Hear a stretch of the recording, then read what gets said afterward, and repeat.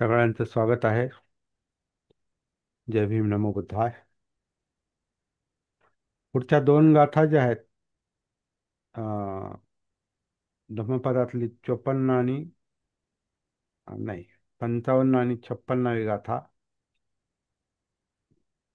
धम्मपदातली 55-56वी गाथा आणि पुप्पवग्गातली 12वी आणि 13वी गाथा. या दोन्हींचा साधारण अं, संदर्भ जो आहे तो शीलाशी आहे. सदाचरण, बाबासाहेबांनी ज्याला सदाचरण म्हटलेलं आहे, तर शीलगंधाशी संबंध आहे. आणि शिलाचरण, मग ते पंचशील असो किंवा दशशील असो, अष्टशील असो किंवा 450 शिलापर्यंत जी यादी असो, किंवा भिक्खूंची 250,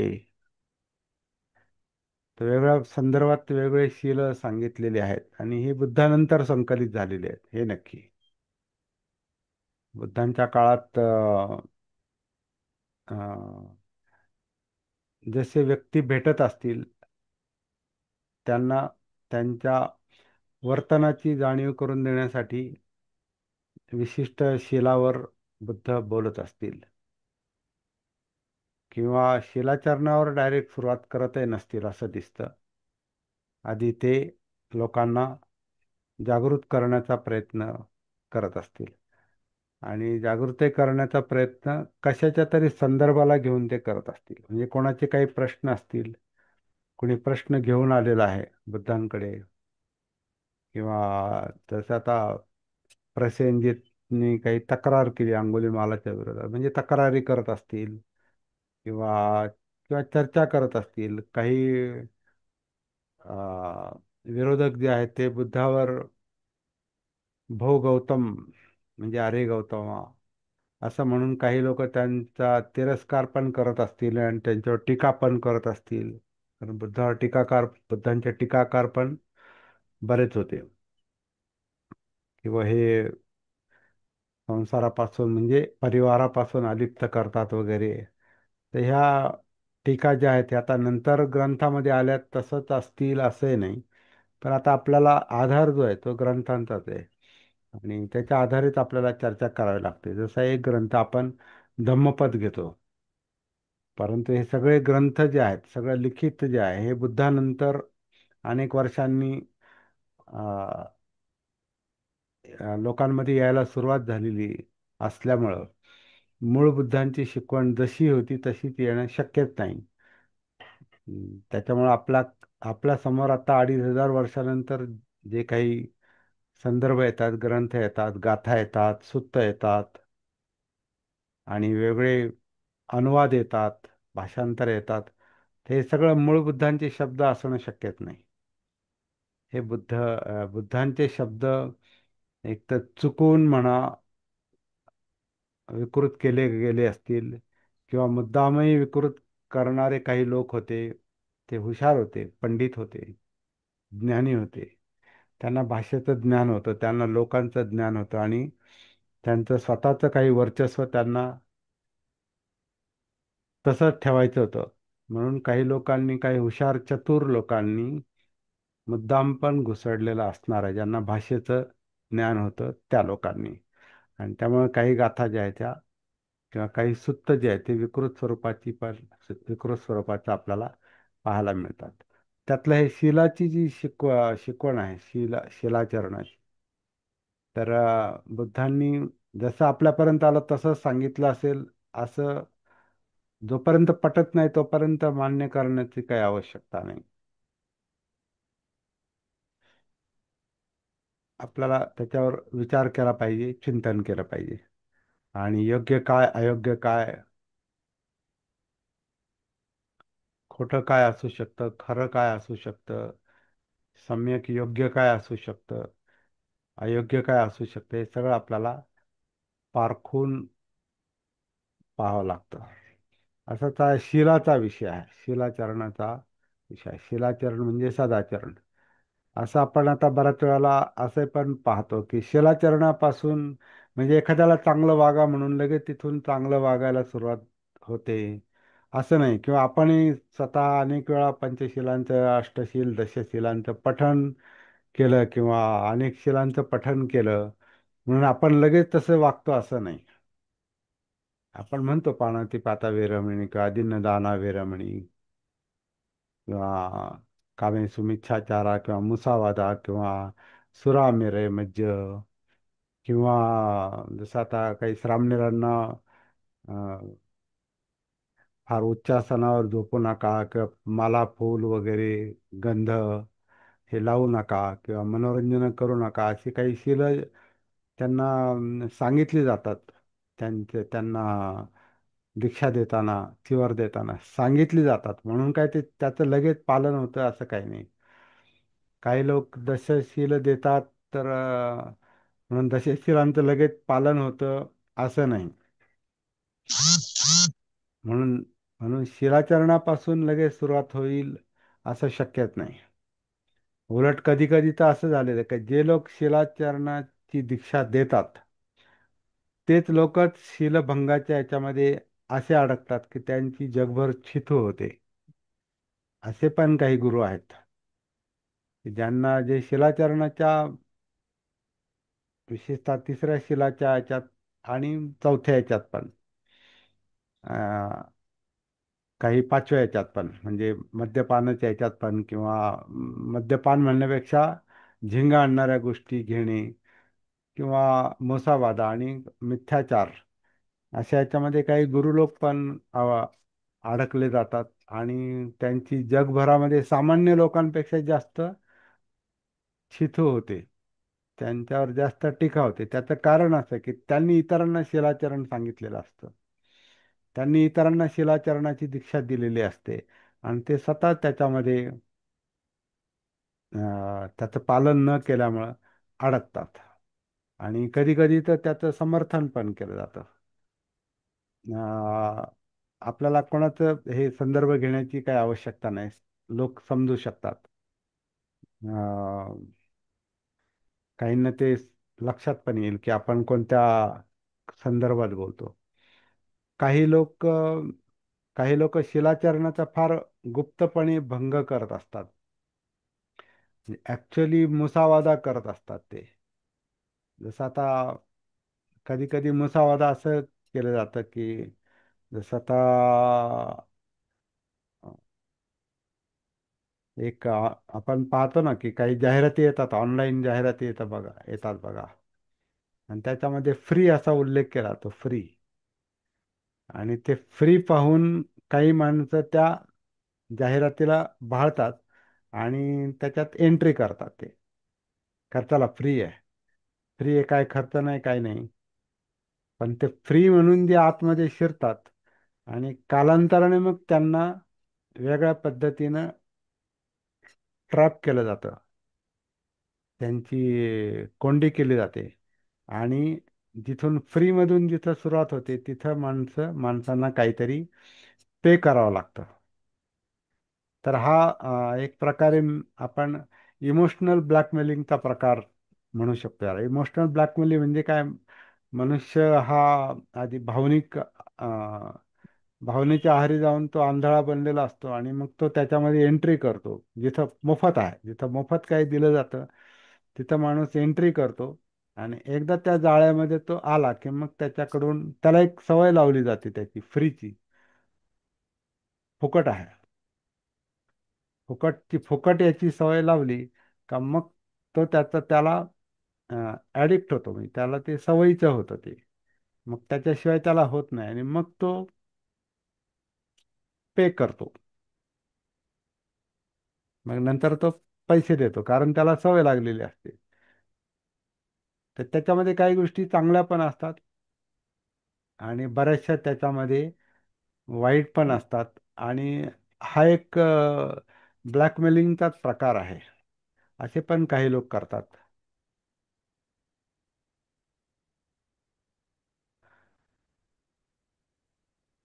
आपण कोणाचे व्यक्तिगत आपण हे करत नाही. तर आपला मुद्दा विषय जो आहे तो शिलाचरणाचा आहे.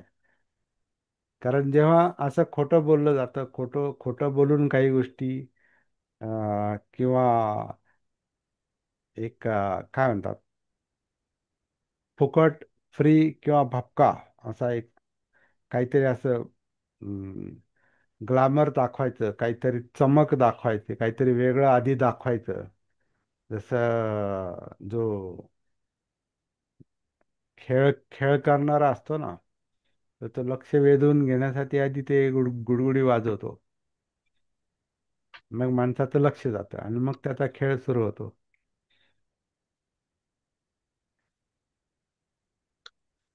लोकनाट्यामध्ये आधी गणगवळण असते, आणि गणगवळणीमध्ये नाच गाणी असतात, आणि मग तो वक सुरू होतो खरा. म्हणजे ते कसं आहे की सगळीकडे हे प्रलोभन आधी दाखवले जातात.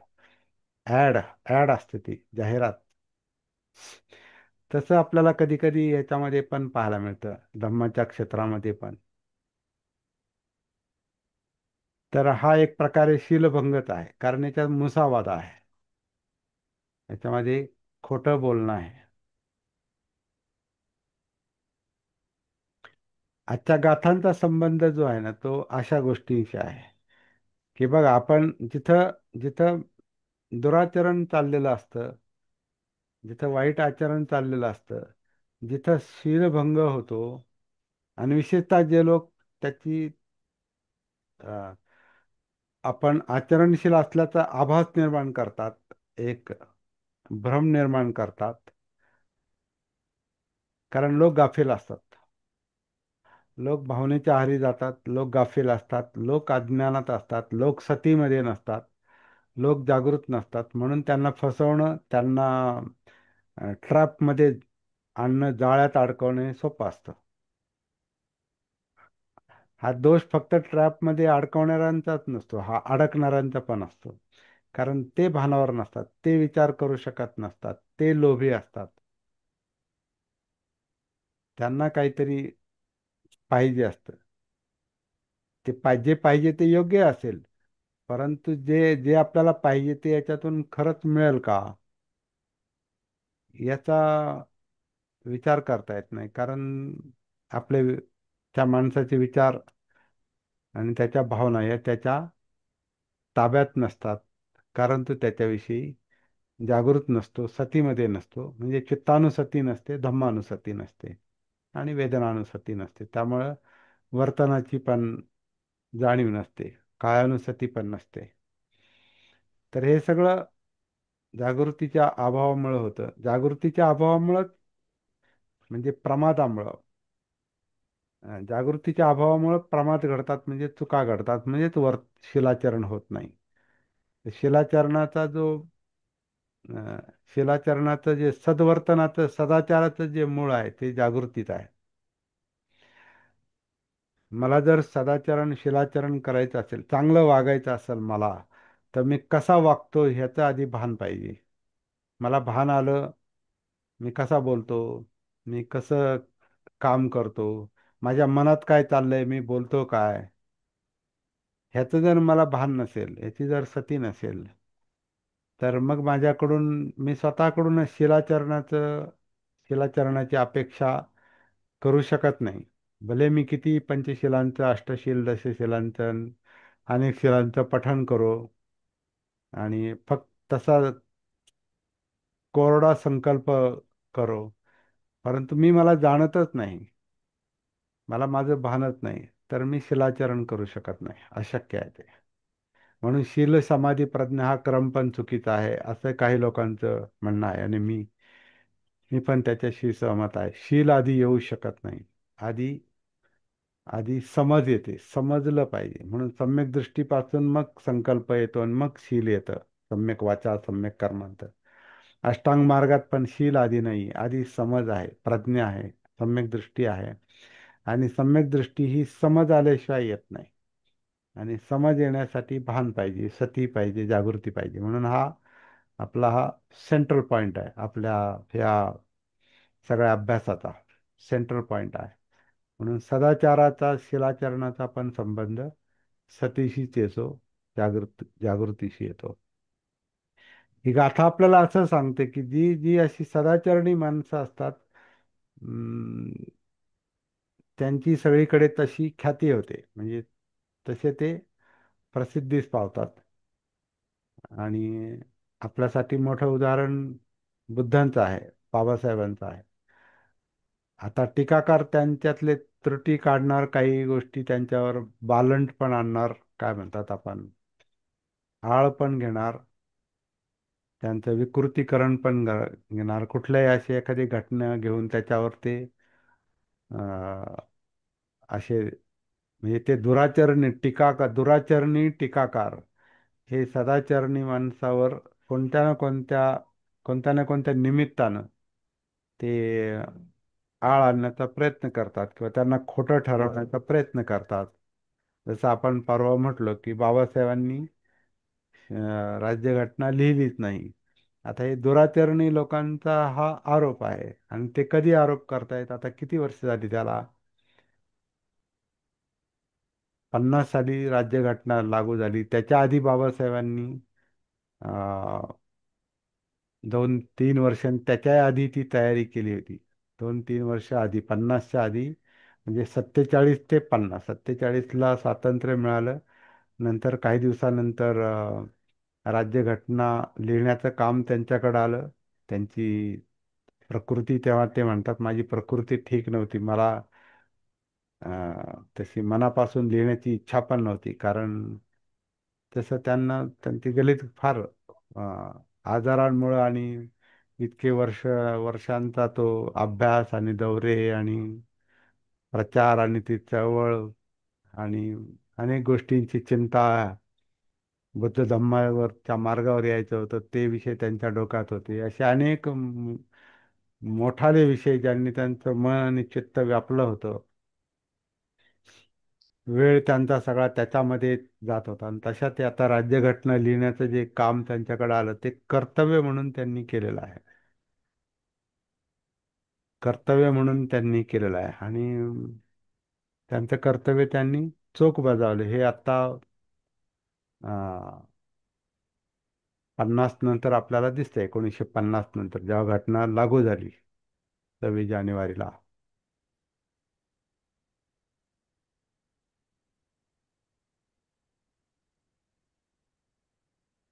तर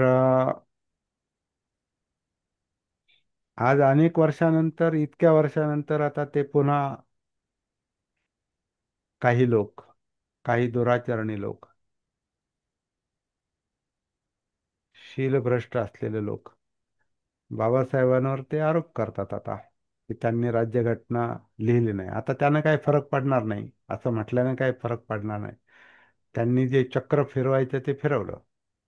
त्याच्यापेक्षा मोठं चक्र राज्यघटनेनंतर, राज्यघटना लागू झाली त्याच्यानंतरही त्याच्यापेक्षा मोठं चक्र त्यांनी फिरवलं, आणि ते म्हणजे धम्मचक्र प्रवर्तन. ते त्यांचं धम्मचक्र प्रवर्तनच आहे.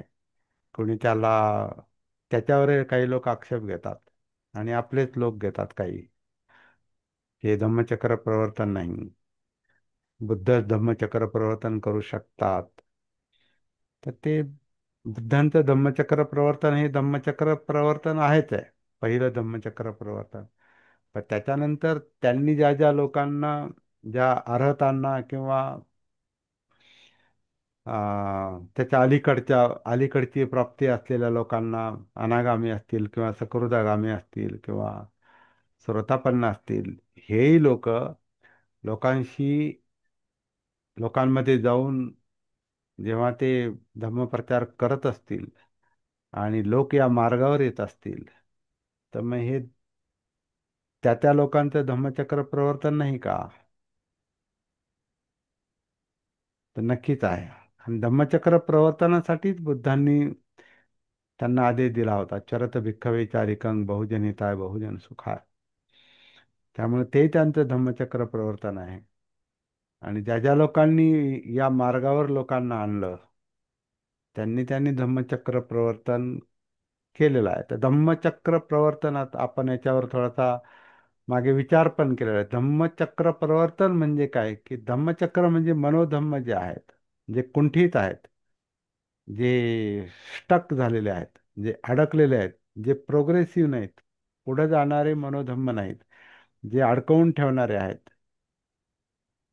ते त्यांच्या भ्रमिष्टपणामुळे, ते त्यांच्या अजागृत अवस्थेमुळे, ते त्यांच्या मोहामुळे, ते त्यांच्या सती नसलेल्या अवस्थेमुळे. आणि एखादा मनुष्य इतरांच्या मनोधम्मांना, विचारांना अशा प्रकारे गती देतो की ती माणसं जी जागे होतात, सतीमध्ये येतात, जागृत होतात, तर ती माणसं विचार करायला लागतात, त्यांचं चित्त बदलायला लागतं. आणि तिथून त्यांच्या जीवनामध्ये प्रवर्तन होतं, ते पुढे पुढे जातात, प्रोग्रेसिव्ह होतात, त्यांचं प्रवर्तन होतं. कारण त्यांच्या मनोधम्मांचं ते चक्र प्रवर्तित झालेलं आहे. तर त्याला धम्मचक्र प्रवर्तन म्हणतात. आणि बाबासाहेबांनी ते धम्मचक्र प्रवर्तन मोठ्या प्रमाणात केलेलं आहे. आणि विशेष म्हणजे तयारी करून केलेलं आहे, असं मोघम नाही. त्याच्या आधी त्यांनी अनेक वर्ष, अगदी लहानपणापासूनच, अगदी केळुसकरांच्या पुस्तकापासूनच धम्माचा अभ्यास करायला सुरुवात केलेली आहे. आणि पुढे चालून त्यांना परदेशामध्ये ज्या संधी मिळाल्या, तिथेही त्यांनी बुद्ध धम्माचा नक्कीच अभ्यास केलेला असणार आहे. त्याचं कारण ते सगळ्याच गोष्टींचा, बऱ्याच विषयांचा अभ्यास त्यांनी तिथं केलेला आहे. कारण ती एक अभ्यासासाठीच गेले होते तिथे ते. आणि नंतरही त्यांनी जेव्हा जेव्हा संधी मिळाली तेव्हा तेव्हा त्यांनी बुद्ध धम्माचा अभ्यास केला आणि सगळ्या धर्मांचा तौलनिक अभ्यास केलेला आहे, कम्पॅरेटिव्ह स्टडी. आणि एवढा अभ्यास करून मग पुन्हा अं, त्या धम्मचक्र प्रवर्तनाच्या आधीच, म्हणजे धर्मांतर करायच्या आधीच त्यांनी बुद्ध आणि धम्माचं लिखाण पण करून ठेवलं होतं. एवढी सगळी तयारी केली होती आणि मग त्यांनी धम्मदीक्षा दिलेली आहे. तर ते त्यांनी आणखीन मोठं काम करून ठेवलेलं आहे. त्यामुळे आता राज्यघटनेवर कुणी काही बोलेल, आता लोक धर्मांतरावर पण बोलतील. आणि काही लोक तशी कृती करतात आहे, हे दिसतंय आजूबाजूला. बौद्ध धर्मावरच्या मार्गावर असलेले लोकच बाबासाहेबांचं महत्त्व, धर्मांतराचं महत्त्व कमी करण्याचा प्रयत्न करतात. कारण त्यांचा तो अभ्यास नाही, त्यांना ती समज नाही. ते एकाच कोणत्या तरी गोष्टीला धरून चाललेले आहेत. बाबासाहेबांनी सर्वांगीण विचार केलेला आहे, सर्वसमावेशक विचार केलेला आहे. निमित्त अस्पृश्यांच्या धर्मांतराचा असेल, परंतु त्यांनी व्यापक विचार करून भारत बौद्धमय करील असं पण त्यांनी संकल्प सोडला होता.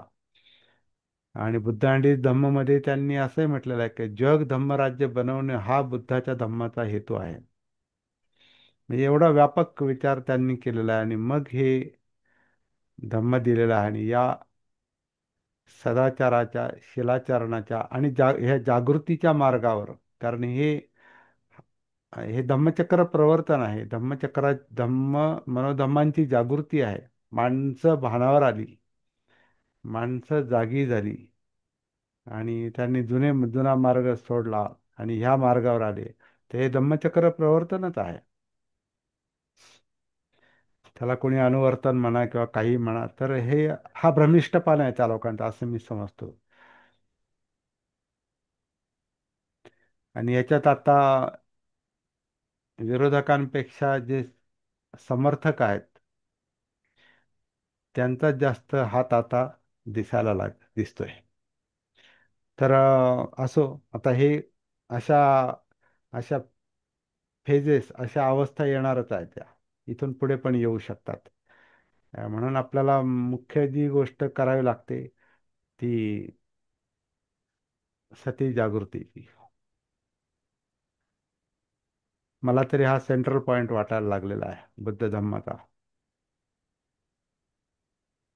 कारण जागृती नसल्यामुळे कसंही वर्तन केलं जातं, काहीही बोललं जातं आणि काहीही म्हटलं जातं.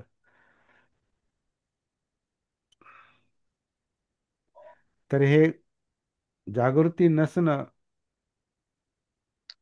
हाच पुन्हा शीलभंगाचा शीलभंगाचं कारण असतं. शिलाचरण का होत नाही आपल्याकडून? तर आपल्याला पूर्ण आपल्या वर्तनाचं भान नसतं, जगण्याचं भान नसतं. म्हणजे काया वाचा मनाचं भान नसतं. म्हणजे काया वेदना चित्त मनोधम्मांचं भान नसतं. म्हणजे आपलं जीवनाचं भान नसतं. म्हणून शिराचरण होत नाही. तर ही गाथा, पुढच्या ज्या गाथा आहेत त्या गाथेच्या संदर्भात आपण थोडासा असाही विचार करू शकतो की जे लोक खरोखर शिलाचरणे असतात त्यांचा समाजावर जगावर प्रभाव पडतोच तो. विरोधकांना सुद्धा त्यांची एक भीती वाटते. नैतिकतेला माणसं घाबरतात, लक्षात घ्या. मार हा बुद्धाला नेहमी घाबरत असतो, म्हणून तो अटॅक करतो.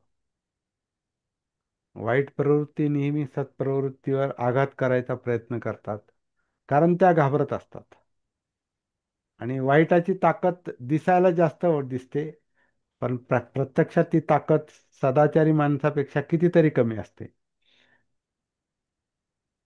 म्हणून एक जरी सदाचारी माणूस असला आणि तो स्ट्रॉंग असला तर त्याला बाकीचे लोक घाबरत असतात, बिचकत असतात. म्हणूनच बाबासाहेब म्हटले असे 5 लोक जरी तयार झाले, 14 ऑक्टोबरला, 15 ऑक्टोबरला म्हटले, असे 5 लोक जरी तयार झाले तरी खूप झाले. कारण ते फार मोठं काम करतील. तर त्याचा संबंध तो शीलाचरणाशी पण आहे. शील हे सामर्थ्य आहे. याला एक प्रकारे सामर्थ्य म्हटलेलं आहे. आधी सामर्थ्य मिळवा, असं जे 36च्या भाषणात बाबासाहेब वेगळ्या संदर्भात बोलले. ते सामाजिक, आर्थिक आणि मानसिक, राजकीय, सामाजिक, आर्थिक आणि मानसिक सामर्थ्याच्या संदर्भात जरी बोललेले असले तरी मानसिक सामर्थ्य म्हणजे शिलाचरणच आहे. आणि मानसिक सामर्थ्य हे शिलाचरण जागृती जागृतीशिवाय शक्य नाही. जागृतीशिवाय शिलाचरण शक्यच नाही. आणि शील हे सामर्थ्य आहे. आणि ह्या सामर्थ्याला ज्यांच्याकडे शील नाही, ती दुर्बल माणसं त्याला घाबरत असतात. बरे आक्रमक असतील, ते हिंसाचारावर त्यांचा भरोसा असेल, मारकाटवर त्यांचा भरोसा असेल, आणि ते तसं प्रत्यक्षात करतही असतील, परंतु आतून ते घाबरलेले असतात. घाबरलेले असतात म्हणून तर त्यांना हत्यारांचा आधार घ्यावा लागतो किंवा वाईट शब्दांचा आधार घ्यावा लागतो. ते घाबरलेले असतात. जसा मार घाबरलाय म्हणून तो बुद्धावर वेगळ्या प्रकारे अटॅक करतो. ही कथा कथा जरी असली तरी हे मानसिक युद्ध आहे, मनातलं युद्ध आहे. ते चांगल्या आणि वाईट प्रवृत्ती, शिलाचरण, दुराचरण. दुराचरण जे अविद्येतून, अज्ञानातून होत आलेलं असतं आपल्याकडून, आणि जेव्हा आपण सदाचरणाच्या मार्गावर येतो, जागृती समज आल्यामुळे जेव्हा आपण सदाचरणाच्या मार्गावर येतो, तर आपल्या मनामध्ये चांगल्या आणि वाईटाचं युद्ध चाललेलं असतं. तर ते मार आणि बुद्धाचं युद्धासारखंच आहे ते. चांगल्या प्रवृत्ती आणि वाईट प्रवृत्तींचा नेहमी वाद असतो. आणि वाईट प्रवृत्ती ज्या असतात, ज्या शिलाचरणापासून दूर असतात, त्यांची ताकद जास्त असल्यासारखं वाटतं. कारण ते संघटित संघटित अटॅक करत असतात. ते संघटितपणे ते विरोध करत असतात, गट तयार करतात, कळप तयार करतात. आणि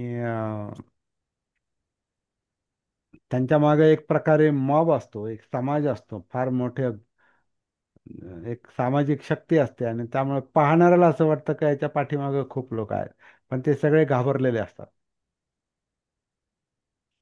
आणि एकटा माणूस जो सदाचरणी असतो, तो जेवढा स्ट्रॉंग असतो, जागृत असतो, तो एकटा असला तरी तो घाबरत नाही. तो बोलायलाही घाबरत नाही आणि काम करायलाही घाबरत नाही. याच्यात आपल्याला बाबासाहेबांचा आणि बुद्धांचा समावेश करावाच लागतो. ते भीत नव्हते कोणाला, जाहीर बोलायला भीत नव्हते.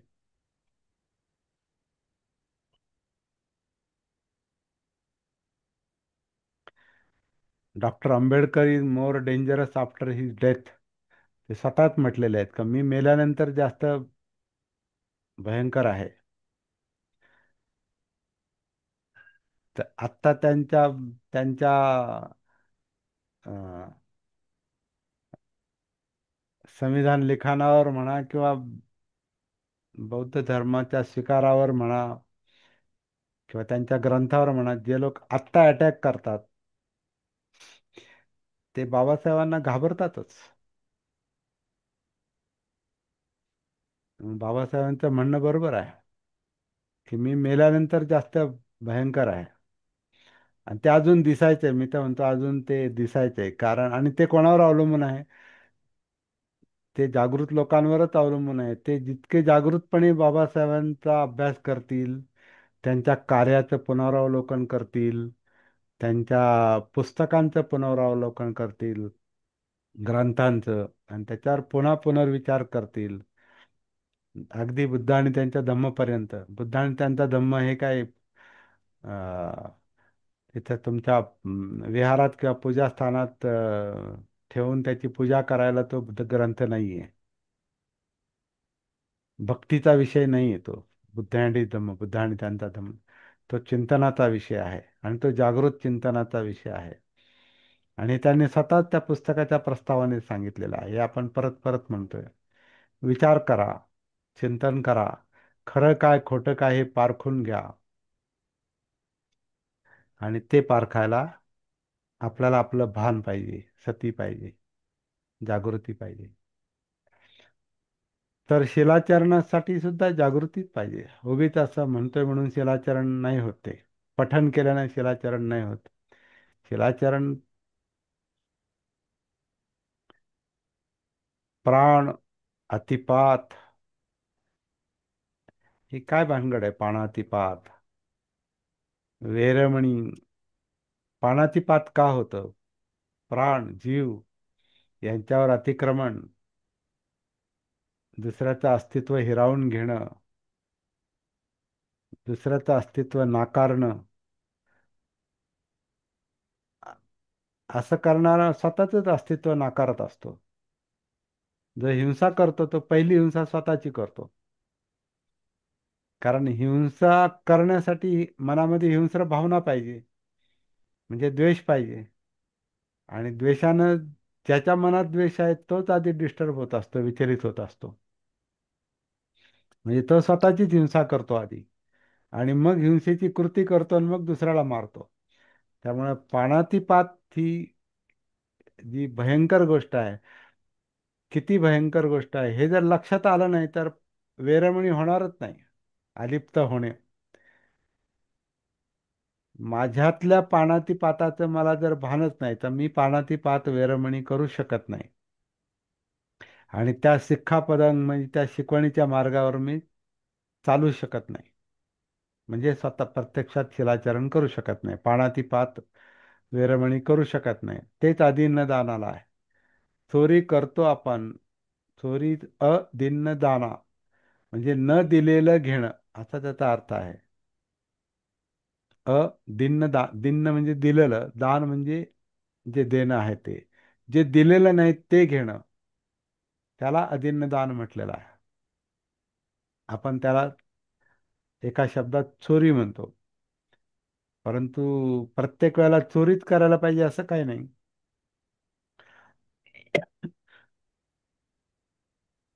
इतरांच्या गोष्टी स्वतःच्या नावावर खपवणं, इतरांच्या चांगल्या गोष्टी स्वतःच्या नावावर खपवणं, जणू काही आपल्याच आहेत, ही पण चोरीच आहे. फ्रॉड आहे. हा. फ्रॉड पण आहेत ना त्याच्यामध्ये. काय म्हटले? Fraud fraud. फ्रॉड आहे तो, हा फ्रॉड. आता फ्रॉडमध्ये डायरेक्ट चोरीच आहे. परंतु हा कधी कधी फ्रॉड. समजा इतरांचे शब्द असतात, इतरांच्या ग्रंथातले शब्द असतात, आणि माणूस आपलेच शब्द म्हणून तो रेटत असतो, आणि माझेच आहेत असं. असे पण, ही पण चोरीच आहे. ही पण साहित्याची चोरी आहे. चोरी फक्त धनाची नसते, चोरी साहित्याची पण असते. चोरी आणखीन काही चांगल्या अशा गोष्टींची असते की ते ते असतं दुसऱ्याचं, आणि हा म्हणतो माझंच आहे. आणि असे असे अशी चोरी खूप लोक करतात. तर ते सुद्धा दिलेलं नाही तुम्हाला, ते ते तुम्ही मिळवलेलं नाही. ते दिलेलं म्हणजे ते मिळवलेलं नाही, ते दिलेलं नाही. तुम्हाला दिलेलं पण नाही, तुम्ही मिळवलेलं पण नाही. आणि तरी तुम्ही म्हणताय ते माझं आहे, तर ते पण अधीन दानच आहे.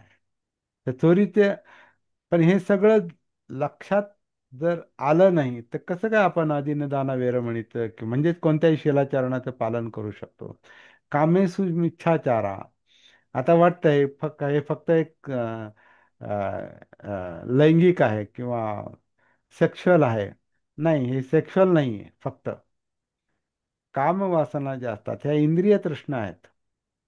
डोळे, कान, नाक, जीभ, त्वचा आणि मन, इंद्रिय पातळीवरची ती तृष्णा आहे. त्याचं नाव कामछंद आहे. छंद म्हणजे पुन्हा पुन्हा करणं. कामे मिच्छाचारा म्हणजे इंद्रियांच्या पातळीवर वाईट वर्तन करणं. आपण फक्त त्याला सेक्शुअल अर्थाने घेतो. सेक्शुअल अर्थानं तो शब्द नाही फक्त. इंद्रिय पातळीवरच इंद्रिय पातळीवरचा मिथ्याचार, वाईट आचरण. त्याच्यामध्ये डोळ्यांचं काम, आपण नको ते त्या गोष्टी ग्रहण करत बसतो, नको ते ऐकत बसतो. गंधाचा पण लोभ असतो, याच्यामध्ये लोभ आणि द्वेष आहे.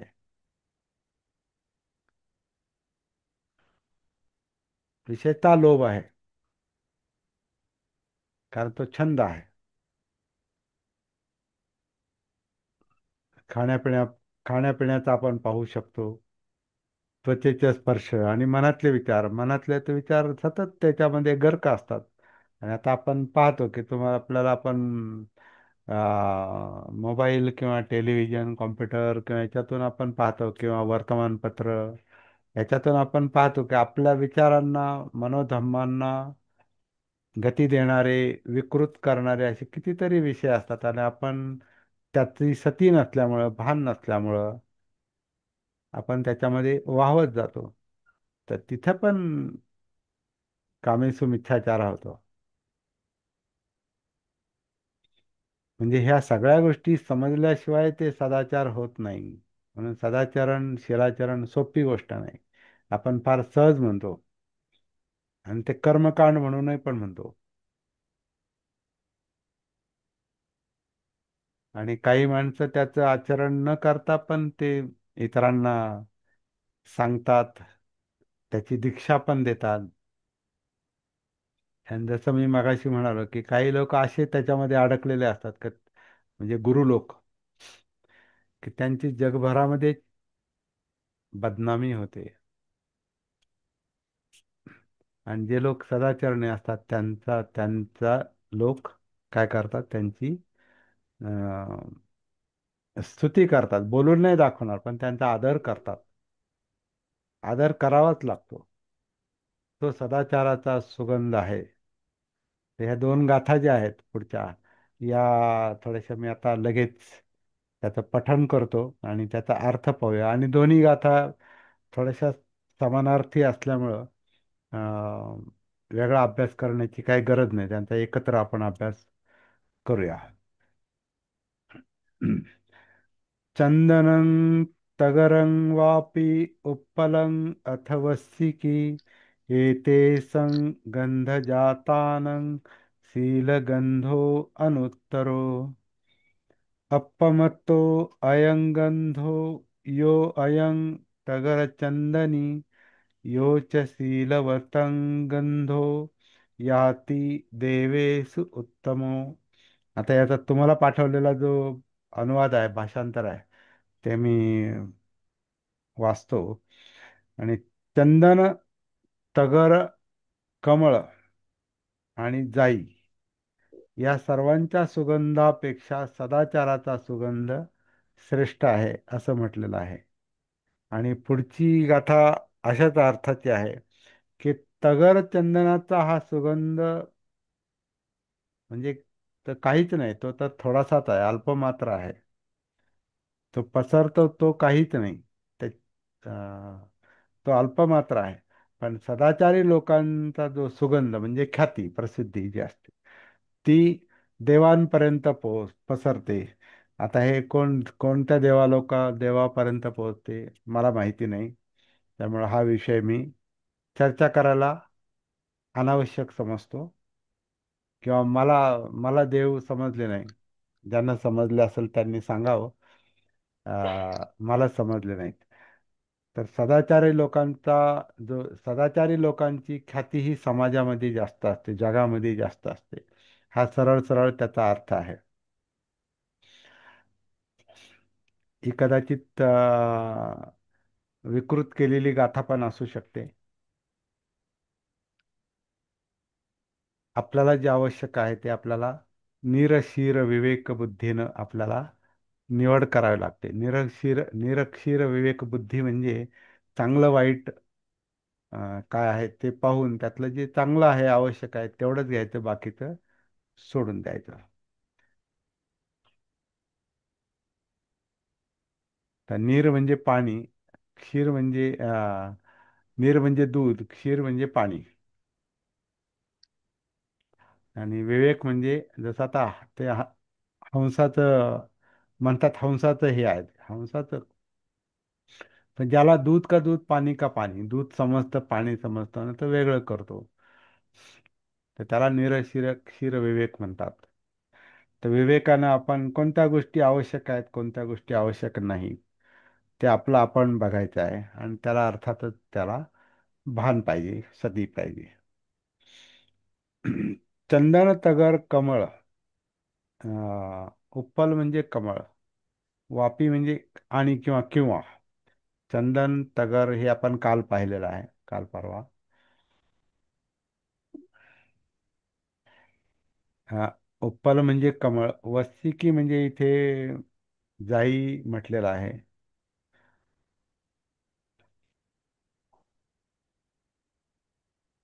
यांच्या गंधांपेक्षा शिलाचा गंध जो असतो हा जास्त असतो. हा अनुत्तरो आहे. अनुत्तरो म्हणजे त्याच्यापेक्षा श्रेष्ठ दुसरा नाही, त्याच्यापेक्षा वरती नाही. तर सरळ आहे.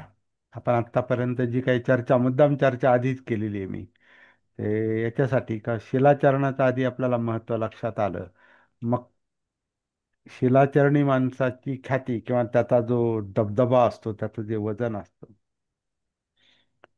त्याची जी किंमत असते, त्याचा जो गंध असतो, तो जगामध्ये किती मोठा असतो हे आधीच लक्षात यावं म्हणून आपण आधी त्याच्यावर चर्चा केली. आणि त्याच्याशी संबंधित ही गाथा आहे. मला वाटतं याच्यावर जास्त चर्चा करण्याची काही आवश्यकता नाही. अं, आणि मी आता जास्त बोलावं याची पण काही गरज नाही. मी इथे थांबतो आणि तुमच्यासाठी माईक तुम्ही ओपन करा असं मी विनंती करतो. उजळणी किंवा उजळ हा, एक वाक्य जे परत बोला. पण हं. हा. आपण सदाचरणाच्या संदर्भात पंचशिलाचं जे महत्व आहे ते प्रत्यक्षात आपण पठण करतो पण वागत नाही, त्याच्यामध्ये जागृती नसते. आणि बऱ्याचदा म्हणून बऱ्याचदा हा हा, नसतेच असं नाही, पण बऱ्याचदा नसते. हा बरेचदा नसते. आणि हे खरं आहे. पण अत्त दीप भव असं आपण नेहमीच हे करत असतो, त्याचा उच्चार करतोय, सांगत असतोय. आणि खरं आहे ते की स्वतः आपण त्याच्यामध्ये उतरलो जागृतीच्या मार्गामध्ये, त्या प्रवासामध्ये, तर हे सदाचरण चांगल्यापैकी आपण करू शकतो. अं, अशी बरीचशी उदाहरणं आणि देवलोकाच्या संदर्भात खरं आहे ते की आहे कुठे तो विषय आहे. पण त्याला आपण फाटा म्हणजे ते एक वेगळं बाजूला केलेलं आहे. आणि खरं आहे ते सत्य आहे ते आपण ठरवलं आहे. आणि जसं मागे जे गाथा आपण पहिल्यांदा संदर्भ वेगळे उदाहरणं दिले, सांगितलेले आहे, सांगितले होते. आजही तेच आपण गाथा शेवटी आपण पूर्ण केलेली आहे. आणि सदाचरणावर त्याच्यावर जास्तीत जास्त भर दिलेला आहे. तोच मुख्य विषय आहे. हे हा विषय एकच आहे त्याच्यावर. आणि थोडक्यात का असं ना, कारण त्याच्यावर बरंच आपलं चिंतन झालेलं आहे. बरेचदा स्पष्टीकरण झालेलं आहे आणि शेवटी त्याच्या भोवतीच आपण अ, आपला प्रवास चालू आहे. हो. धम्मचिंतन हे आपण करतोच आहे रेग्युलर.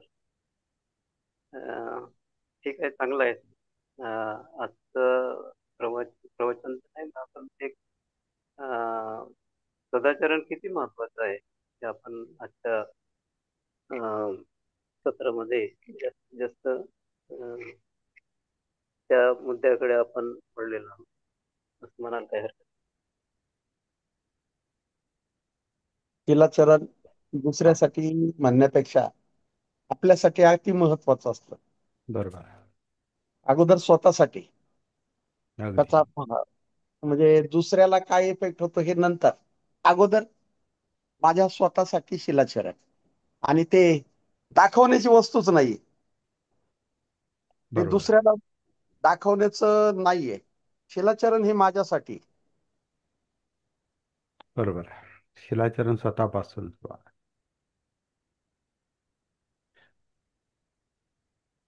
म्हणून प्रचार करणं पण सोपं नाही. धम्मप्रचार त्याच्यामुळे खरं म्हणजे फार अवघड गोष्ट आहे. आधी स्वतःला सांभाळावं लागतं. सर जास्तीत जास्त, जास्तीत जास्त. सर या गोष्टीतलं हे जे गाथेचा जो अर्थ आला ना, त्या गाथेचा अर्थ एकदम सार्थ आहे सर. बरोबर. एकदम सार्थ आहे. कारण सर बघा, चांगली वस्तू किंवा चांगली सुगंध हा म्हणजे त्याला सांगावं नाही लागत, कमी चांगला आहे हे सांगावंच नाही लागत. अ, झाडावरचं फुल आपल्या कुंडीतलं का असत नाही, ते कुंडीतलं फुल याला सांगावंच लागत नाही की मी सुंदर आहे. त्याचं ते बाहेरचा दुसरा जो आहे तो त्याकडे अट्रॅक्शन आपोआप होतं, की ते फुल सुंदर आहे, त्याला चांगला सुवास आहे, चांगला गंध आहे, हे सांगण्याची आपल्याला गरज नाही. त्या फुलाला म्हणजे ते दाखवण्याची गरज नाही. बरोबर आहे. तसा जो सद्वर्तनी माणूस आहे त्याच्याबद्दल काय सांगण्याची गरज नसते. लोकांना कळतं, ते दिसतं. गंध, कारण लोकांना गंध ज्ञान आहे लोकांना, म्हणून गंध ते घेऊ शकतात. तसं शिलाचरणाची जी गुणग्राहकता आहे, म्हणजे माणसाचे जे गुण आहेत, ही पारखण्याची जे लोकांकडे एक शक्ती असते, इतरांकडे पण. तर त्याच्यामुळे ती व्यक्ती आपोआपच सुप्रसिद्ध होते, आणि जी वाईट व्यक्ती असते ती कुप्रसिद्ध होते. कारण लोक हे म्हणजे माणूस म्हणून, माणसं ही चांगल्या चांगल्या वाईटाला ओळखतात. चांगल्या वाईटाचं त्यांना समज असते, आणि म्हणून मग त्याच्यातच ती प्रसिद्धी, सुप्रसिद्ध का किंवा कुप्रसिद्ध, हे त्याच्यावरच अवलंबून आहे. आणि त्याच्यामुळे तेच सांगितलेलं आहे की कुणी असं म्हणजे समजू नये की मी वाईट वागलो तर कोणाला कळणार नाही. चांगलं ते वागतो तर आपल्या त्याला. स्वतःला कळतं ना. हा. नाही म्हणजे काही लोक म्हणजे वाईट वागतात आणि काय कुणी पाहणार नाही असं नाही का. म्हणजे आता चोरी करणारा हा गुपचूप चोरी करतो, कुणी आपल्याला पाहत नाही असं, अशा भ्रमात तो चोरी करतो. पण एक जण त्याला पाहत असतो. तो स्वतःच. हा. आहे. तर स्वतः आपण आपल्या नजरेतून सुटू शकत नाही, आणि ते पाहणं, ती नजर जी असते, ती तुम्हाला मग नंतर पुढे चालून त्याचे परिणाम दिसायला सुरुवात होते. आपल्यामध्ये अपराधी भावना निर्माण होते, आपल्यामध्ये न्यूनगंड निर्माण होतो, कमीपणाची भावना निर्माण होते, आपण भयग्रस्त असतो. आपण केलेलं वाईट काम ते कुणी नाही पाहिलं तरी आपण पाहिलेलं असल्यामुळे ते आपल्याला काय म्हणतात, आपलंच मन आपल्याला खातं, नाही का. तर हे आपले नेहमीचे अनुभव आहेत. म्हणजे किती आपण वर करणे, चांगलं वागण्याचा किंवा दाखवण्याचा प्रयत्न केला तरी आपल्याला आतून आपण माहिती असतो, आपण स्वतःला ओळखलं पाहिजे. सती बरोबर जागृती आहे. ते काम करते. सती जागृती जी आहे ना, ते आत्मभान आहे, स्वतःचं भान आहे. म्हणून आपण कायेत उतरा म्हणतो.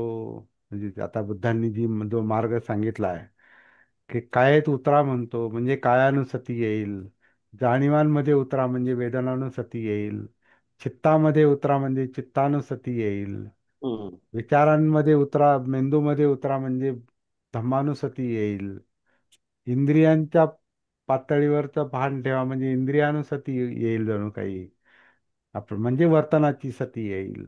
तर हे सगळं जे आहे हे आतून करण्याचं काम आहे. म्हणून आधी सती पाहिजे, आधी जागृती पाहिजे, मग बाकीच्या गोष्टी येतात.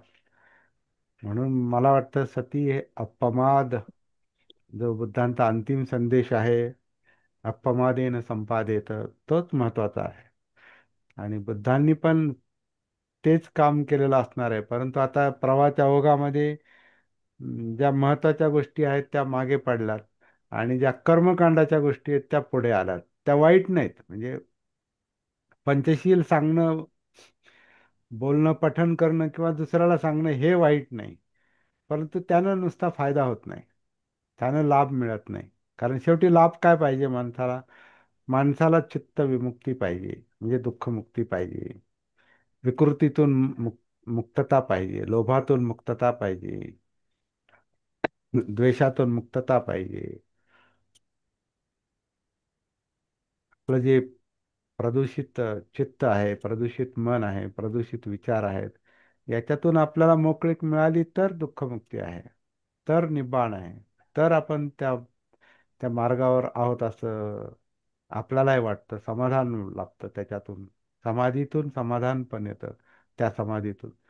तर हे आपल्याला पाहिजे. आपण पठण पठण आपल्याला म्हणजे गाथा पाठ आहेत की नाहीत हे महत्वाचं नाही, गाथा पाठ आहेत की नाही हेही महत्वाचं नाही, किंवा आपण पद्धतशीरपणे काही साधना करतो की नाही हेही महत्वाचं नाही. रिझल्ट महत्वाचा आहे, परिणाम. आपण जे करतो त्याचा परिणाम दिसतो का आपल्याला? आपण आतमध्ये असं फील करतो का? असं आतमधून आपल्याला जाणवतं की मी अं, माझ्या मनावरचा बोजा, दडपण, भय, भीती, न्यूनगंड हे कमी झालंय, कमी कमी होत चाललंय. माझ्यामध्ये आत्मविश्वास वाढत चाललेला आहे. भले चुका झालेल्या असतील, आधीच्या चुका झालेल्या असतील, त्या अविद्येतून, अज्ञानातून, भानावर नसल्यामुळे झालेल्या आहेत. तर आता मी तो अभ्यास करेल किंवा ती प्रॅक्टिस करेल आणि चित्त विशुद्धीचं काम करेल. आता हे चित्त विशुद्धीचं काम ह्याच्यासाठी करावं लागतं कारण चित्त शुद्ध नाही, नसतं, मुळात नसतंय ते. किंवा आता त्याच्या विरुद्ध अर्थानं पण बोललं जातं, मुळात चित्त शुद्ध असतं.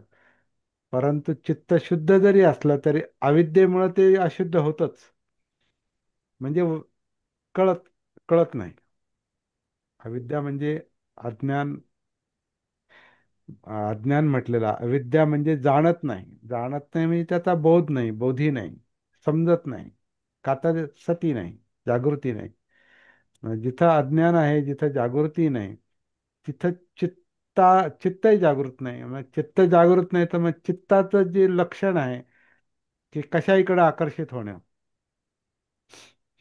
त्याला जे प्रिय आहे त्याला त्याच्याकडे आकर्षित होणं म्हणजे लोभ, आणि जे अप्रिय आहे त्याचा द्वेष करणं म्हणजे त्याला दूर सारणं. हे चित्तातलं जे द्वंद्व आहे हे अविद्येमुळं, अज्ञानामुळं आहे, अजागृतीमुळं आहे. म्हणून ते चित्त जागृत झालं तर चित्त शुद्धी होते, मग चित्त विमुक्ती होते, आणि मग आपल्याला जे पाहिजे ते आपल्याला मिळू शकतं, ज्याला दुःखमुक्ती किंवा निब्बाण म्हटलेलं आहे. तर असा तो काय म्हणतात तो कार्यक्रम आहे तो, चित्तामधला, मनामधला, आपला जाणीवांमधला, असा तो एक प्रोग्राम आहे. त्यात आहे जसं आता कॉम्प्युटर क्षेत्रातले लोक म्हणतात ना प्रोग्रामिंग केलं पाहिजे, किंवा अनेक आता काही प्रशिक्षण देणारे लोक पण म्हणतात प्रोग्रामिंग, तुमचं मनाचं प्रोग्रामिंग केलं पाहिजे, किंवा न्यूरो लिंग्विस्टिक प्रोग्रामिंग असतात काही, किंवा आ, किंवा काही हम्म, मनोविकार तज्ज्ञ असतात. अनकॉन्शियस माइंड जे असतं, अजागृत मन असतं, त्या अजागृत मनाला ते सूचना देतात असं म्हणतात त्याला.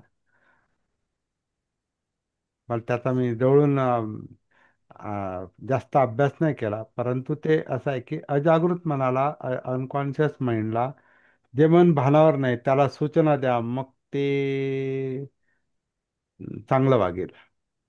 कारण अजागृत मनामध्ये 90% शक्ती दडलेली आहे, आणि ती बरीचशी विकृत शक्ती आहे, आणि म्हणून माणसाला शिलाचरण करता येत नाही, शिलाचरण होत नाही. माणूस शीलभंग मुद्दाम नाही करत, त्याचं चित्त तसं आहे, त्याच्यामुळे त्याचं मन तसं आहे, किंवा मन तसं आहे म्हणून चित्त आहे, ते एकच हे आहे. विचार आणि भावना हे एकमेकांशी संलग्न आहे, तर दोन्हींची केंद्र मेंदूतच आहे. तर ती चित्तशुद्धी किंवा मनशुद्धी नसल्यामुळे वर्तन शुद्धी नाही, वर्तन विकृत होतं. म्हणून ते मुख्य काम ते करावं लागतं आधी. तर हे सगळं कार्यकारण भाव आपण जेव्हा लक्षात येतो, तेव्हाच खऱ्या अर्थानं तो सदाचार होतो. तो नुसतं सांगण्याचा मुद्दा पण नाही, आणि स्वतः करण्याचा जरी मुद्दा असला, जसं आता बाबूजी म्हटले की स्वतःचा करण्याचा, वागण्याचा मुद्दा आहे, पण तसं कसं वागायचं, काय काय केल्यानं मला माझ्यातून माझ्याकडून सदवर्तन होईल, हे कळालं पाहिजे, मला समजलं पाहिजे, तरच मी ते करू शकतो. किंवा करायची गरज नाही, ते इट हॅपन्स, ते घडतं. कारण त्याच्यामध्ये कार्यकारण भाव आहे, प्रतीत्य समुत्पाद आहे. अविद्येचं रूपांतर विद्येमध्ये झालं की ते भवचक्र बदलतं, आणि तेच तेच करण्याची ती सवय पण बदलते, असा त्याचा अर्थ आहे. म्हणजे जेवढं आपण त्याच्यावर, त्याच्यात माझा खोलात, जागृतीपूर्वक खोलात शिरू, तितकं आपल्याला ते लक्षात येत जातं. माझा सांगण्याचा अर्थ असा होता, मी असं सांगत होतो, जवळजवळ आजपर्यंत जे पाहिलेले जेवढे आहेत, ते दुसऱ्याला जरूर जरूर सांगतात, परंतु आपण त्याचं पालन करायच्या दृष्टीने आपण काय करतो हे कधी कोणी बघत नाही. आणि हा जो भाव आहे, नाही, कुठली गोष्ट करत बघत असताना नाही म्हणण्यापेक्षा बघताच येत नाही, कारण कशामुळं काय होतं हेच कार्यकारण भाव लक्षात आला नाही. बघत नाही हे पण मुद्दाम नाही करत माणूस. बघत नाही कारण अविद्या आहे, अज्ञान आहे. समजतच नाही ना, समजतच नाही तर काय बघणार आहे. म्हणून जनजागृती जी करावी लागते, लोकांना जाग करण्याचं काम, ज्याला समजलं त्यांना त्याच्यासाठी आहे. जनजागृती करणं हेच मुख्य काम आहे. जनजागृती झाली की मग लोक सदाचरणी बनायला सुरुवात करू शकतात. पण हे कधी शक्य आहे, मला सांगणाऱ्याला हे समजलं पाहिजे की कशामुळं काय होतं, कशामुळं काय होतं. हा कार्यकारण भाव जोपर्यंत लक्षात येत नाही, तोपर्यंत आपण धम्मप्रचार करू पण शकत नाही खऱ्या अर्थाने. आपण शब्दांचा प्रचार करतो, ग्रंथांचा प्रचार करतो, किंवा आपण सहज बोलतो, बुद्धांनी असं म्हटलं आणि बाबासाहेबांनी असं म्हटलं आणि ग्रंथात असं म्हटलंय. पण नेमकं ते माझ्या जीवनात उतरलंय का, हे मला आधी पाहिलं पाहिजे. म्हणजे प्रचार करणं, सांगणाऱ्यानं हे आधी हे पाहिलं पाहिजे, मी जे सांगतो ते मला समजलंय का, माझ्याकडून होतंय का. ते होत असेल तरच आपण दुसऱ्याला ते तशी प्रेरणा देऊ शकतो, आणि प्रवृत्ती बदलू शकतो. तिथंच धम्मचक्र प्रवर्तनाला सुरुवात होते. पण आधी धम्मचक्र प्रवर्तन आपल्या मनोधम्मांचं झालं पाहिजे, असं मला वाटतं. ही आपण चर्चा करतोय, एकतर्फी बोलत नाही मी. हे तुमच्याशी चर्चा करतोय, तुम्ही म्हणू शकता की हे चुकीचं आहे, तुम्ही म्हणता हे चुकीचं आहे, असं पण म्हणण्याचं म्हणजे धाडस ठेवा. इथे काय आपण कोणी कोणाला हे नाही करणार, दूषण देणार नाही. असं आता काल अशोक मस्केंना मी बोललो, नंतर त्यांच्याशी मी बोललो, तर त्यांना ती गोष्ट लक्षात आली की अशी का चर्चा झाली काल.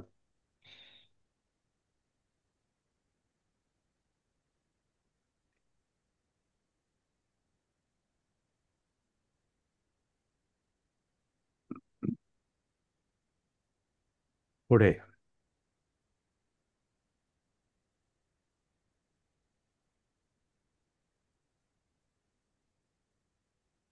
प्रत्येकाच्या मनात काऊर आहे म्हणजे त्या विचारांचं. काहूर काहूर चाललं असेल मला, बरोबर आहे. परंतु बोलत कोणीच नाही. नाही नाही, ते काहूर पण महत्वाचं आहे. ते काहुराचं पण भान आलं पाहिजे. अरे थोडं असं हे झालं, म्हणजे गडबड झाली. मी तर वेगळं समजत होतो, मला वाटलं सोपं आहे. असंही वाटू शकतं. मला वाटलं सोपं आहे. तर ते स्वतःच्या सदा स्वतःचं सदाचरण हेच महत्वाचं आहे. हे पहिलं महत्वाचं आहे, कारण आणि तिथेच तिथेच दुःखी होतो माणूस. जर नसेल हा, आपल्याकडे आता सदाचार. हे दुःखी व्हायचं नाही. आता हा एक दुसरा मुद्दा आला हा. बघ. आपण आपल्याला ते जमत नाही, किंवा बऱ्याच लोकांना वाटतं आपला अभ्यास नाही बाबा, आणि आपल्याला ते सांगता येत नाही, आणि आपल्याकडून ते होत नाही, म्हणून माणसं दुःखी असतात. म्हणजे जमत नाही म्हणून दुःखी त्रास असतात. होतो ना. तर हम्म. इथं इथं आंतरिक इथं हा, आंतरिक हे होतं ना, त्रास. अपराधी भावना असते एक प्रकारची कधी हम्म, कधी. हम्म. तर ह्याचं कारण काय बरं? असा एक मुद्दा आहे तो. याचं कारण काय असेल? की मला समज जमत नाही नाही, ना. मी चांगलं आचरण करत नाही, आणि आचरण करत नाही म्हणून मला सांगायला जमत नाही, आणि मला लोक मानत नाहीत. काय कधी कधी काय वाटतं, असं वाटतं की अरे मी एवढं प्रचार करतो, एवढं काही लोक म्हणतात ना, फ्रस्ट्रेट होतात, काही लोक निराश होतात प्रचारक. अरे मी एवढं एवढं आटापिटा करतो, एवढा खर्च करतो, एवढं सांगतो, पोटतिडकीनं सांगतो, तरी लोक ऐकत नाहीत. तर तो निराश होतो. आणि काही लोकांनी, बऱ्याच लोकांनी त्या कामही सोडून दिलेली आहेत. प्रचाराचं कामच सोडून दिलेलं आहे. त्याचं कारण काय असेल? अहम स्वतःचा. त्या कार्यातून माझं स्वतःची ऐकलं पाहिजे. हा. स्वतःची प्रतिमा उंचावणे, स्वतःचा काहीतरी दुसराच स्व तयार केलेला आहे, जो मोठा करून बघायचा होता. सत्काय हम्म. दृष्टी, त्याला बुद्धांनी हम्म. सत्काय दृष्टी म्हणते. मी असा असा आहे, आणि माझं ऐकलंच पाहिजे, आणि माझी स्तुती केली पाहिजे. ते हिंदीमध्ये तो जो अनुवाद आहे ना सर, तो एकदम रास्त वाटतो. मेरे कोणता? को मुझे वो आंख प्राप्त हुई. म्हणजे मला ती दृष्टी म्हणजे ते मला पाहण्याचं सामर्थ्य प्राप्त झालं कुठल्याही गोष्टीचं. त्यांनी वेगवेगळं सांगितलेले, वेगवेगळ्या गोष्टी सांगितल्या. मुझे व आंख प्राप्त होई. मग त्याच्यामध्ये दृष्टीच म्हटलं नाही, सकाय दिठ्ठी. सकाय दिठ्ठी, काया म्हणजे हे आपण, काया म्हणजे अस्तित्व, म्हणजे स्व मी स्व. हा, स्व काया दृष्टी. म्हणजे हे जे मी आहे, हा काहीतरी भारी आहे, मोठा आहे, पवित्र आहे, आणि मला खूप समजलेलं आहे. आणि मग मला जे समजलंय, खूप समजलेलं आहे, मी एवढं पोटतिडकीनं सांगतो, त्याच्यासाठी एवढा खटाटोप करतो, एवढा एवढा खर्च करतो, एवढा प्रचार करतो, किंवा काही लोक एवढं पेट्रोल खर्च केलं मी. लोक ऐकत नाही तो. बरं ऐकत नाहीत, आणि परत आपल्यालाच दोष देतात.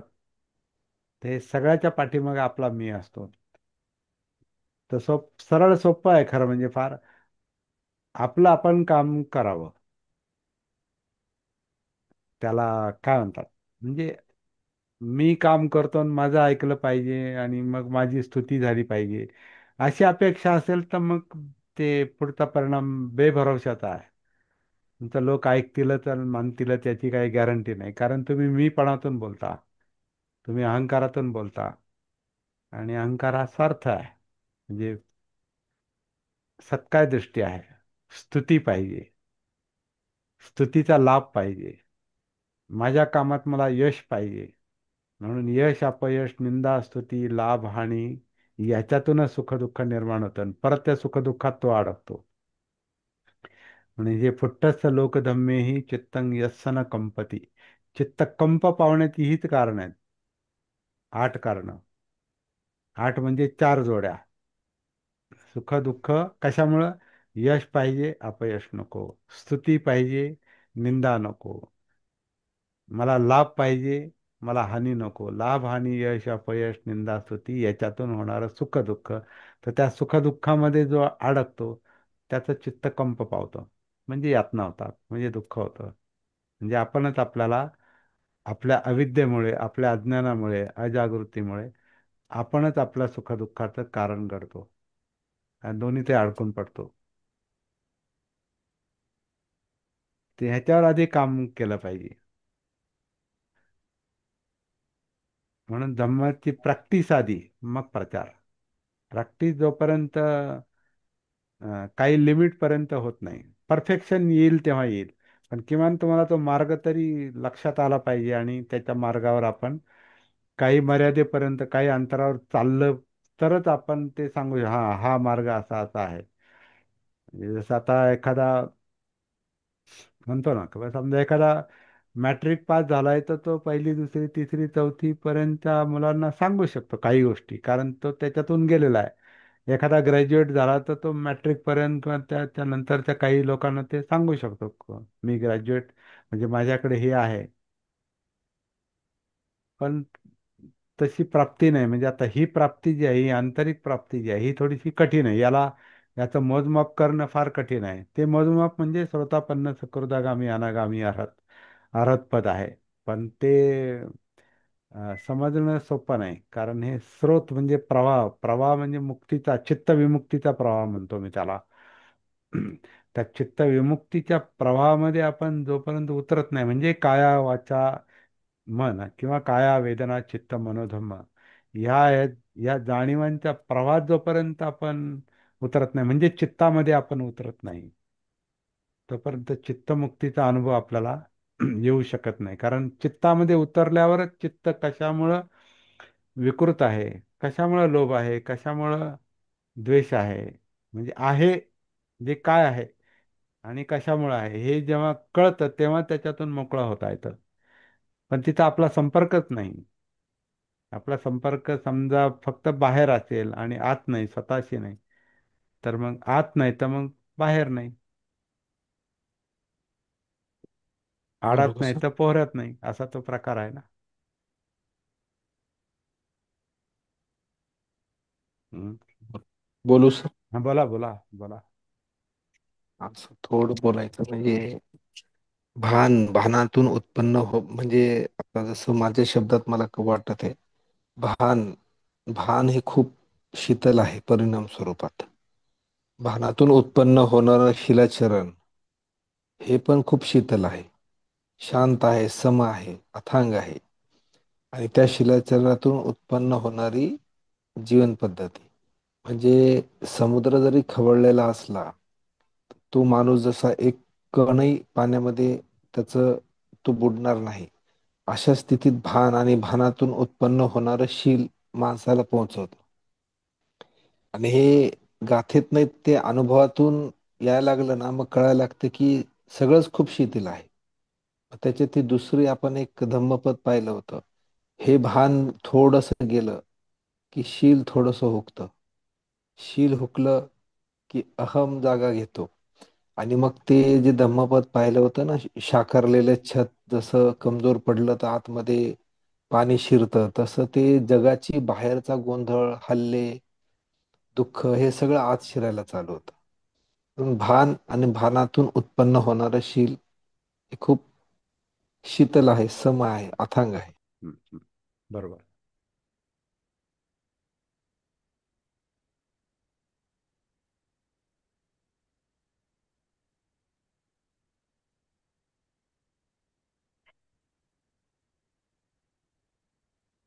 थांबायचं का? शीतल लक्षात आलं नाही सर हे. हा. शीतल आहे, भान हे शीतल आहे, लक्षात नाही आलं ते. त्यांना म्हणायचं होतं की भान आल्यानंतर आपलं शिलाचरण सुधारतं, आणि शिलाचरण सुधारल्यावर चित्त आपोआप शांत आणि शीतल होतं ना. जर आपल्यामध्ये अग्रेशन नाही, म्हणजे आपण आक्रमकता नाही, द्वेष नाही, आपल्यामध्ये द्वेष नाही, द्वेष नाही, आक्रमकता नाही, तर आपापच चित्त शांत आणि गंभीरच असं राहतं ना. जिथं लोभ नाही, तिथं वसवास नाही, पळापळ नाही, तिथं डिमांड्स नाही, मागणी नाही. नाही सर, मी एवढ्यासाठी बोललोय हा. की थोड्याफार प्रमाणात जे काही थोडं कळत आहे, आपल्या रोजच्या सेशन मधून प्रॅक्टिस करत आहे, माणूस कोमल होतो आणि बाहेरच्या जगासाठी वज्र म्हणून उभा राहते. म्हणजे काही असं. तुम्हाला त्या ऍडव्हर्स कंडिशनचा कुठंच फरक पडत नाही. हा. आता कांबळे सर त्यांचा अनुभव सांगतायत आणि त्यांच्या बोलण्यातूनही ते लक्षात येतं की ते म्हणजे प्रॅक्टिस करत असणार आहे आणि ती त्यांची आत्ताची ती अवस्था आहे आणि ते बोलतायत म्हणून ते शीतलता आणि शांतता त्यांच्या बोलण्यातूनच दिसते. त्रिभुवन सर म्हणजे सरळ अर्थ आहे त्याचा. काय म्हणतात त्याचा अर्थ सरळ आहे, सद्वर्तन असेल माणूस शीतल आणि शांतच होतो. आणि तो विधायक अर्थाने आक्रमक पण होऊ शकतो, विधायक अर्थाने. मोठं उदाहरण बाबासाहेबांचं. आतून शांत आहेत, ते स्थिर आहेत.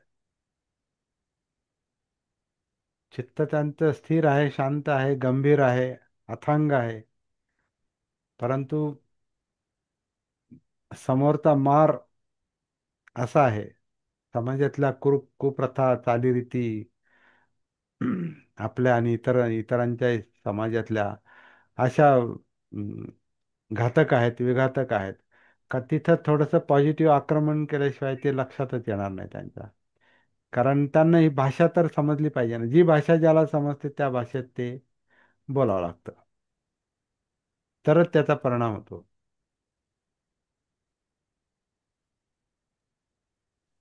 बुद्ध सुद्धा प्रसंगी आक्रमक बोलत असणार आहे, तसं आपल्यापर्यंत म्हणजे आता ते चर्चा जी आता होते काही नाही का, काही ब्राह्मणांशी चर्चा झाली किंवा काही लोकांशी चर्चा झाली, काही क्रिटिकल म्हणजे टीकाकारांशी बुद्धांशी जी चर्चा झाली ती सरळ सरळ सरळ सरळ थोडीच असणार आहे ती. काही लोक तर म्हणजेच आता आपण शिवीगाळ बुद्धाला शिवीगाळ करणं आता हे आपण त्याची कल्पना पण करू शकत नाही, पण त्याच्यात थोडे सौम्य शब्द ग्रंथामध्ये येतात. काय रे गौतम, भो गौतम असं म्हण. बाबासाहेबांनी पण याचा उल्लेख केलेला आहे त्यांच्या एका भाषणामध्ये. मला वाटतं 56च्या त्याच्यात, भो गौतम, अरे गौतम. तर ते आरेकारीची भाषा म्हणजे ती टीकाच आहे ती. काय म्हणतात, बुद्धांना ते एक प्रकारे शिवी देण्यासारखंच आहे. काय रे, असे प्रयत्न बाबासाहेबांच्या बाबतीत लोकांनी केलेले आहेत. त्या सगळ्याच गोष्टी आपल्यापर्यंत आलेल्या नाहीत, परंतु ते कोण गांधींच्या विरोधात बाबासाहेब होते तर बाबासाहेबांची कोण गुजराती व्यक्ती होते, त्यांचा जो काही संवाद आहे तो बुद्धांच्या म्हणजे आपल्या ह्यांच्या धनंजय किरांनी जो बाबासाहेबांचं चरित्र लिहिले त्याच्यामध्ये तो संवाद आलेला आहे की तो बाबासाहेब फार कठोर झालेले आहेत तिथे. तो त्यांना तुम्ही तुमचं आणि गांधींचं जे काही चर्चा चालली होती, आमच्या ग्रंथात असं लिहिलेलं आहे की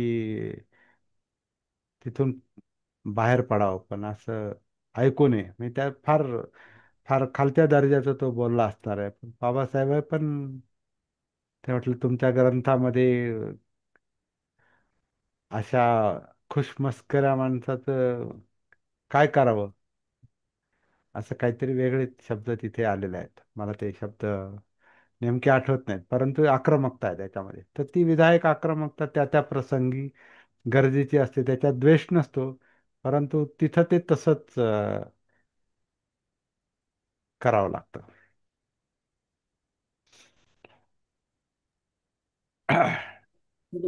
कसबे सर बोला. हा, ती कथा आहे. भगवान बुद्धाला एक व्यक्ती आरवाची बोलत असतो. हा, त्यावेळी तो म्हणतो मी इतकं बोललो तुम्हाला राग कसा आला नाही.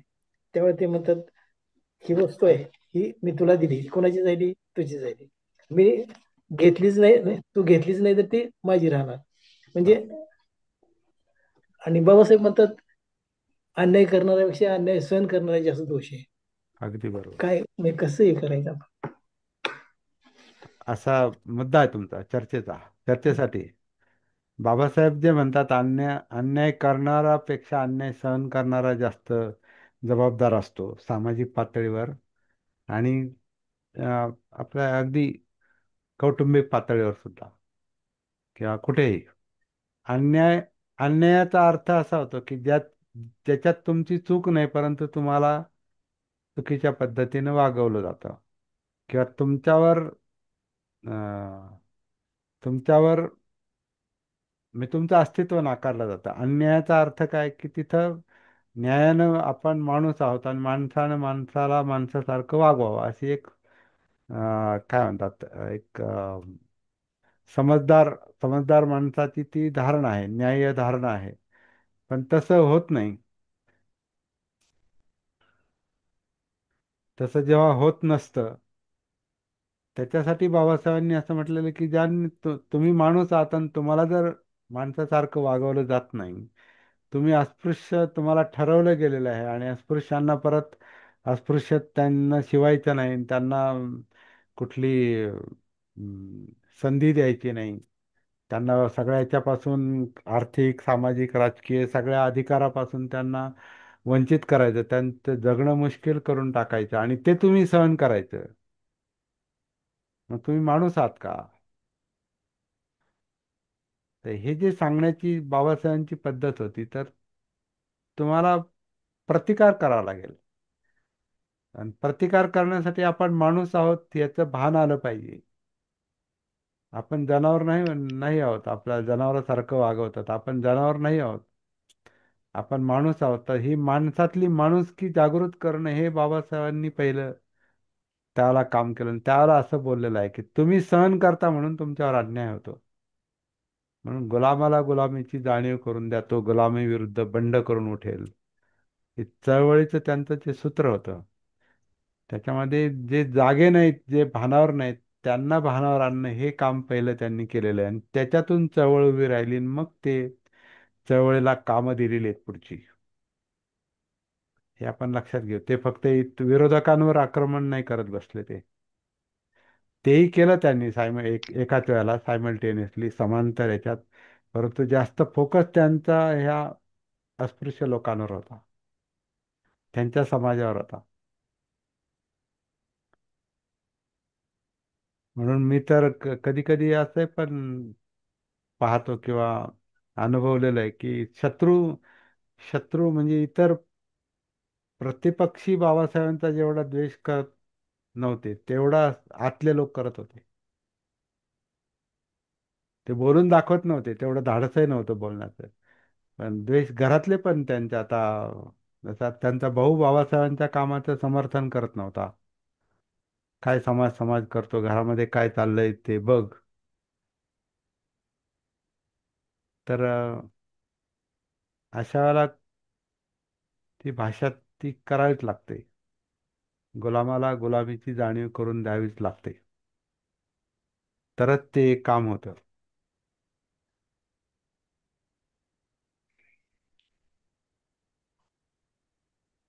बुद्ध पण अस्पृश्य समाजात जन्माला आले असते तर त्यांच्या कामाचं स्वरूप असंच राहिलं असतं कदाचित. कदाचित नाही, 100%. आता इथे ते राजपुत्र होते, क्षत्रिय समाजातले होते, राजपुत्र होते, त्यांच्या शब्दाला आधीच वजन होतं एक प्रकारे. आणि अशा माणसानं युद्धाच्या निमित्तानं ह्या कामाला सुरुवात केलेली आहे, युद्धाला विरोध म्हणून. आता बाकीचे ग्रंथामध्ये वेगळे उल्लेख आले, ते 4 दृश्यांचे उल्लेख. जन्मजरा व्याधी मरणाला गोष्टीच्या रूपात मांडलंय की म्हातारा पाहिला, मृतदेह पाहिला आणि रोगी पाहिला, मग ते वैतागले. आणि मग साधू पाहिला आणि मग हा मार्ग आहे, असं त्या गोष्टी तयार केलेल्या आहेत. आणि म्हणून ते पळून गेले बायको मुलाला सोडून. हे लोकांनी ते ग्रंथामध्ये हे केलेलं आहे. बाबासाहेब म्हणतात तसं नाहीच आहे. त्यांनी ते युद्धाला विरोध केलाय, शाक्य आणि कोलियाच्या युद्धाला पाण्यावरून, रोहिणी नदीच्या पाण्यावरून. शाक्य आणि कोलिय म्हणजे आईकडचे लोक आणि वडिलांकडचे लोक यांच्यातलं युद्ध, याला बुद्धांनी विरोध केला. तर बुद्धांच्या कार्याचा जो संदर्भ होता तो त्यांच्या परिस्थितीला धरून होता. त्यांची परिस्थिती आणि बाबासाहेबांची परिस्थिती समान नव्हती. पण समजा बाबासाहेब राजपुत्र असते आणि बुद्ध अस्पृश्य असते, आपल्या समाजात जन्माला आले असते तर काय असतं, अशी पण थोडीशी कल्पना केली पाहिजे.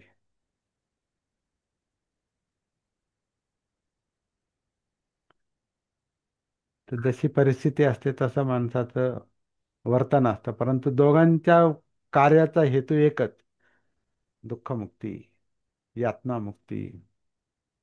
अस्पृश्यांचं दुःख हे बाबासाहेबांनी स्वतः अनुभवलेलं. मी त्यांना दुःखातून मुक्त करणार, हे त्यांनी संकल्प केला आणि फार मोठ्या प्रमाणात ते काम त्यांनी पूर्ण केलं.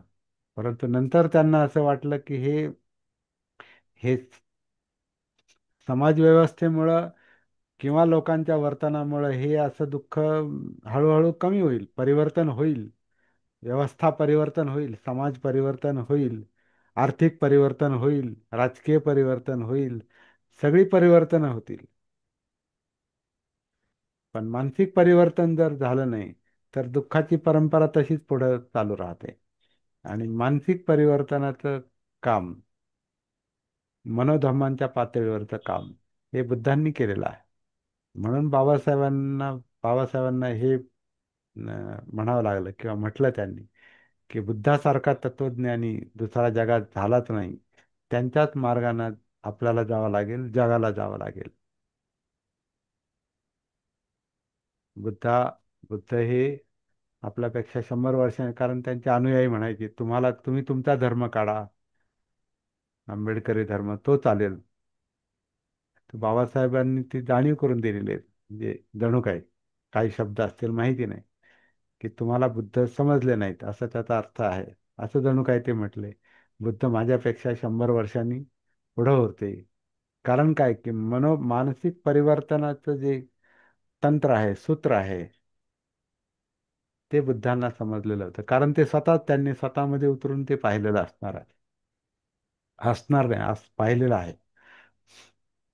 आणि ते बाबासाहेबांच्या लक्षात आलं होतं. त्यामुळे ते अंतिम उपाय हा बुद्धच आहे, बुद्ध धम्मच आहे, हे त्यांना स्वतः पटलं होतं. आणि म्हणून त्या मार्गावर त्यांनी आपल्याला आणून सोडलं. तेच काम आपण करतोय, केलं पाहिजे, केलंच पाहिजे. त्याच्यापेक्षा मोठं काम दुसरं दिसत नाही. बाकीची कामं ही तात्कालिक आहेत. सामाजिक, आर्थिक, राजकीय जी काही कामं आहेत ही ती चालू राहतील. पण त्यानं सगळा प्रश्न, जीवनाचा प्रश्न सुटत नाही. जीवनाचा प्रश्न हा अस्तित्वाशी संबंधित आहे, जीवनाशी संबंधित आहे, जगण्याशी संबंधित आहे, मनाशी संबंधित आहे, चित्ताशी संबंधित आहे, वर्तनाशी संबंधित आहे.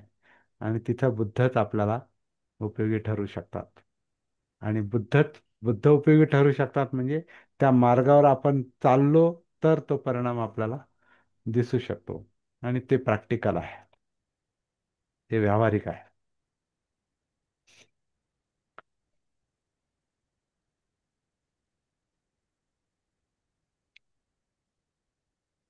थांबूया आपण.